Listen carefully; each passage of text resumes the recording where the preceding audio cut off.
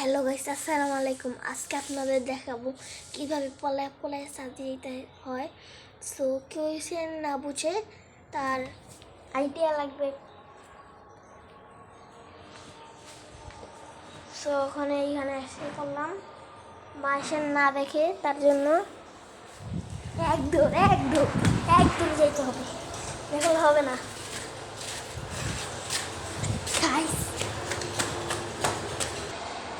Guys দেখুন, উঠছি।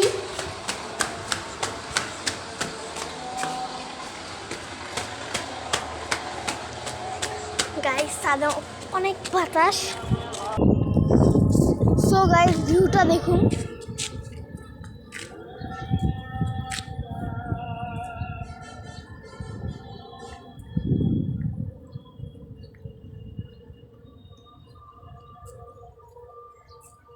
So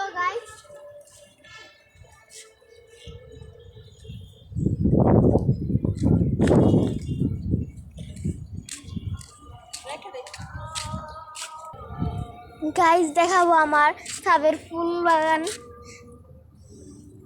এই যে